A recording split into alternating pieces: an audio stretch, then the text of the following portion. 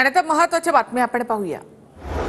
पंतप्रधान मोदींनी सभा आणि रोड शो घेतलेल्या ठिकाणी महाविकास आघाडीचे उमेदवार जिंकले, त्यामुळे मोदींना धन्यवाद देणं कर्तव्य समजतो शरद पवार यांचा मोदींना टोला।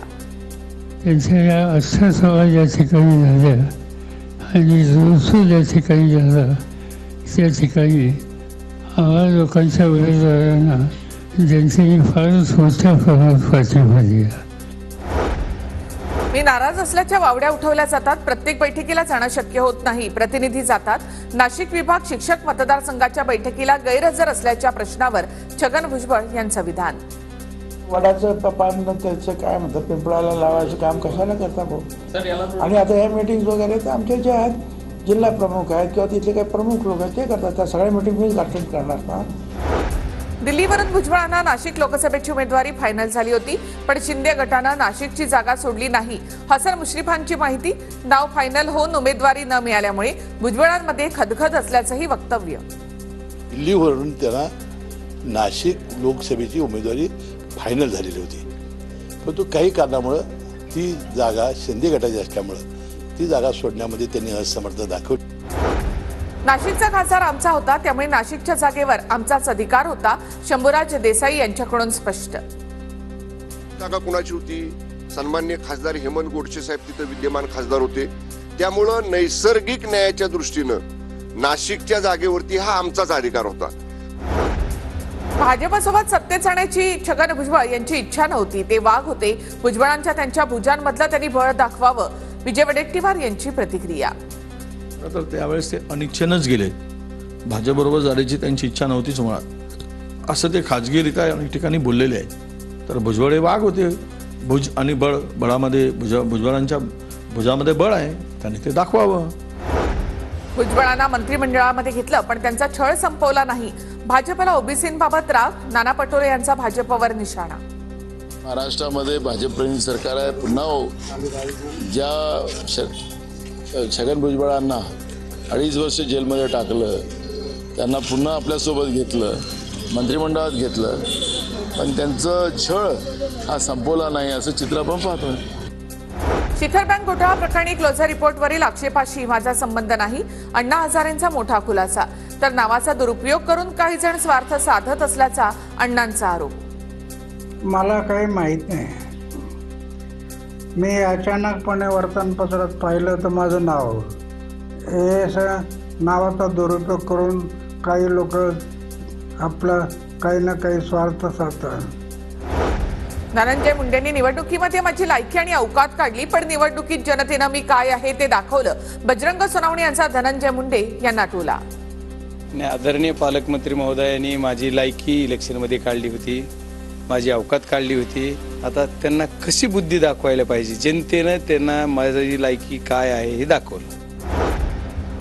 विधानसभेमध्ये महाविकास आघाडीचे 180 ते 200 जागा जिंकण्याचं टार्गेट, काँग्रेस नेते पृथ्वीराज चव्हाणांकडून विश्वास व्यक्त। मतदारसंघामध्ये विधानसभेच्या मतदारसंघामध्ये महाविकास आघाडीला बहुमत मिळालेलं आहे, पण ठीक आहे, ते त्यात बरीच कारणं असतात, उमेदवार कोण आहे काय तेही बरंच असतं, पण आमचा टार्गेट आमचं 180 ते 200 जागांचं आहे। महाविकास आघाडीच्या बैठकीला नाना पटोले गैरहजर, तर पूर्वनियोजित दौऱ्यामुळे मी बैठकीला जाऊ शकलो नाही, नाना पटोले यांची माहिती। पुण्यामध्ये शरद पवार गटाची बैठक संपन्न, पुण्यात शरद पवार गट पक्षाकडे 8 पैकी 6 जागांची मागणी करणार, शरद पवार गटाचे शहर अध्यक्ष प्रशांत जगताप यांची माहिती।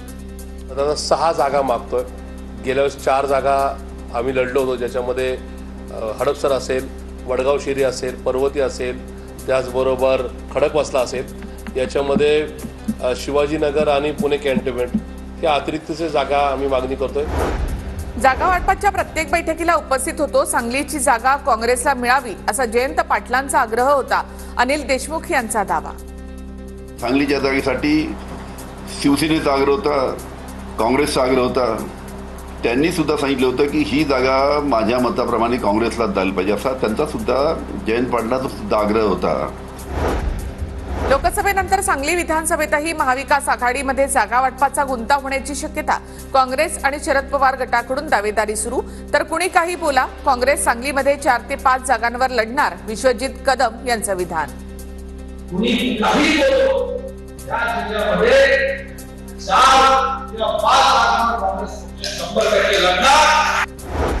सांगलीच्या निवडणुकीमध्ये मला आणि विशाल पाटलांना त्रास सहन करावा लागला. लवकरच चोख उत्तर देणार काँग्रेस आमदार विश्वजित कदम यांचा इशारा. उद्धव ठाकरेंना राज ठाकरे नको होते. बाळासाहेबांना त्रास नको म्हणून राज ठाकरे सुरुवातीला शांत राहिले. भुजबळांच्या विधानानंतर मनसे नेते यशवंत किल्लेदार यांची प्रतिक्रिया. छगन भुजबळ नाराज, या सर्व निरर्थक चर्चा त्यांच्या चेहऱ्याकडे बघून ते नाराज आहेत असं वाटत नाही. भुजबळांच्या नाराजीवर आमदार राजेंद्र शिंगणे यांची प्रतिक्रिया. छत्रपती संभाजीनगरच्या गॅलेक्सी हॉस्पिटलमध्ये मंत्री उदय सामंत आणि खासदार संदीपान भुमरे यांनी जरांगेंची भेट घेतली. गॅलेक्सी हॉस्पिटलमध्ये जात दोघांकडून जरांगे यांची विचारपूस. जय शिवसंग्राम संघटना विधानसभेला राज्यामध्ये 5 जागा लढवणार. जय शिवसंग्राम संघटनेचे अध्यक्ष रामहरी मेटे यांची माहिती. तर महायुतीने संधी दिली तर विधानसभा लढवणार, रामहरी मेटेंनी व्यक्त केली इच्छा. जालन्यामधील मंठा इथे बैठकीमध्ये आमदार बबनराव लोणीकर यांनी अधिकाऱ्यांना खडसावलं. शेतकऱ्यांना वेगवेगळ्या समस्यांना तोंड द्यावं लागत असल्यामुळे लोणीकर आक्रमक. इंदापूर विधानसभेसाठी फडणवीसांचा शब्द मानू, हर्षवर्धन पाटलांचं विधान. तर फडणवीस आणि अजितदादा जे सांगतील तो निर्णय मान्य, दत्ता भरणे यांची प्रतिक्रिया. गायीने दूध देणं बंद केल्यावर तिला कसायाकडे पाठवायचं. अजित पवारांबाबत भाजपचं धोरण तसंच असावं. शिखर बँक प्रकरणावरून अनिल देशमुख यांचा भाजपवर निशाणा. इंदापूरचे आमदार दत्तात्रय भरणेंना चोरट्यांनी फसवलं. फोनवरून भावनिक साथ घालत अपघातासाठी मदत म्हणून 15,000 द्या असं म्हणत लुबाडलं. अपघाताची चौकशी करता कुणाचाही अपघात न झाल्याची माहिती समोर. वक्फ बोर्डाला निधी देऊन मुख्यमंत्री शिंदेंनी चूक केली. वक्फ बोर्डाला निधी दिल्यानं हिंदूंच्या भावना दुखावल्या. मनसे नेते प्रकाश महाजन यांची महायुती सरकारवर टीका.